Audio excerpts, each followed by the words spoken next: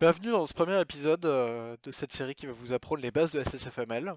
Dans cet épisode, on va tout simplement voir comment créer le BABA, soit juste une fenêtre, ni plus ni moins. Alors commence. Je me suis permis d'intégrer déjà, bien sûr, la librairie SSFML, sinon ça marchera beaucoup moins bien. Et on ne va pas détailler en fonction, parce que juste pour créer une window, on n'a pas besoin. J'ai commencé à poser les trois variables que nous allons utiliser dans cette vidéo, qui sont tout simplement une fenêtre, un vidéo mode, je vais vous expliquer en quoi il consiste, et un SF Event, et je vais vous expliquer pourquoi. Alors premièrement, déjà, qu'est-ce que le vidéo mode? Parce que je vous l'ai mis, mais je vous ai pas encore détaillé. Le vidéo mode, ça va tout simplement être la taille de votre fenêtre et le bits par pixel. Alors, ça se décompose tout simplement par, nous imaginons on veut le faire en Full HD, ben on va tout simplement mettre 1920, 1080 et en 32 bits par pixel. Voilà, tout simplement, voilà, ça c'est le vidéo mode, c'est tout simplement la shape de notre window. Maintenant, on voudrait initialiser cette window. Tout simplement, comment est-ce qu'on va faire? On va utiliser cette fonction. Alors, SF render window create, comme son nom l'a dit, ça va nous aider à créer notre window.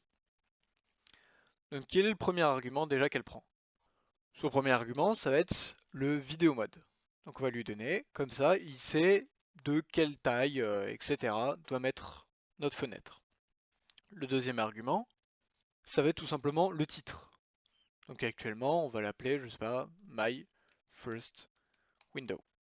Ni plus ni moins. Maintenant, qu'est-ce qu'on peut lui donner? Essayons de rien lui donner pour le début. Les derniers arguments, on va les laisser ainsi.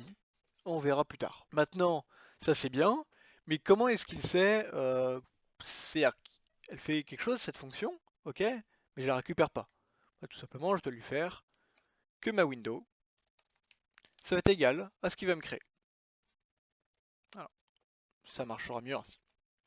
Donc on peut déjà essayer, voir un peu qu'est-ce qui se passe. Compilons. Alors, vous remarquerez que j'ai bien intégré ici avec -l CSFML Graphics tout simplement les BABA de la librairie CSFML. On n'oublie pas, sinon il ne va pas réussir à trouver les ressources. On compile. Le warning, j'y viendrai plus tard de pourquoi. Et lançons le programme qui de base est appelé AppWout. Ah, il se passe quelque chose, mais ça disparaît très rapidement. Alors pourquoi? Bah voyons ça. Tout simplement parce que notre window est créé, il passe à la suite, il ne se passe plus rien, le programme se termine, la window de base du coup se ferme. Alors comment est-ce qu'on peut faire pour faire en sorte que cette window reste? Eh ben on peut utiliser un outil que vous connaissez forcément, qui sont les boucles, et en l'occurrence on va utiliser une boucle while. Alors que mettons en condition d'arrêt de cette boucle while?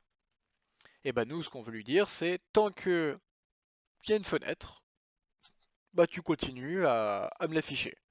Alors très bien, mais comment le faire? Et bah la SSFML vous donne un outil très simple qui est hop là, sfrender window is open. Donc tout simplement, token window, tu continues. Et en argument juste, on lui dit bah c'est cette window là que je veux. Faisons ça. À nouveau essayons de compiler. Le warning, encore une fois, on y reviendra. On voit que le programme continue. Il dit my first window qui apparemment est censé être quelque part, mais on ne la voit pas. Comment ça se fait? Tout simplement parce qu'on ne lui dit pas de dessiner cette window.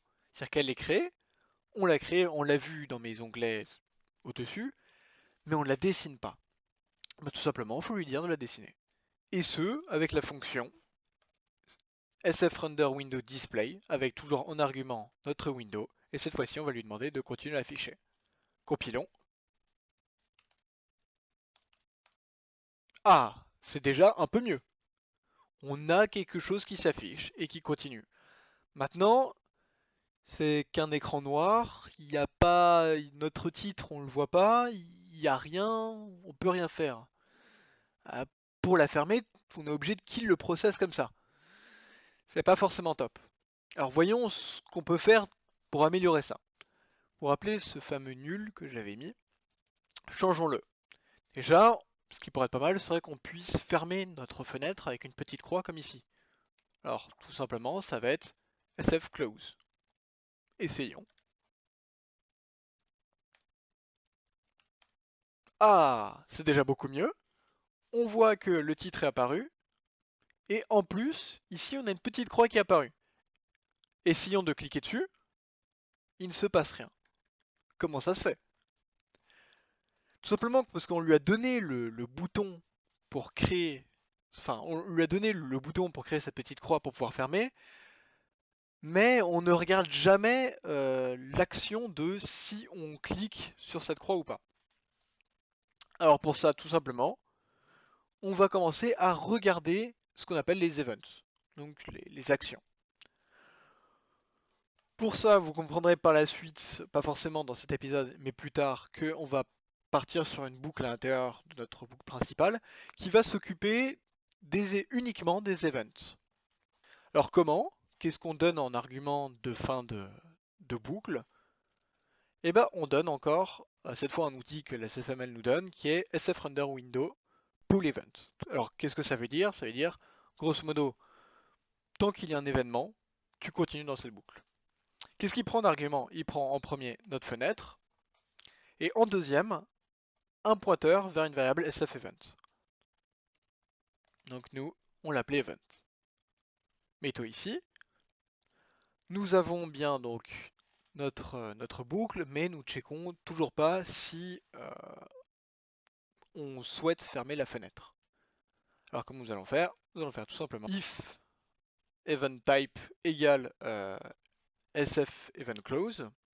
Donc en gros, si le type d'event c'est on veut fermer la fenêtre, alors on va tout simplement fermer la fenêtre avec la fonction sfRenderWindowClose en lui précisant quelle fenêtre.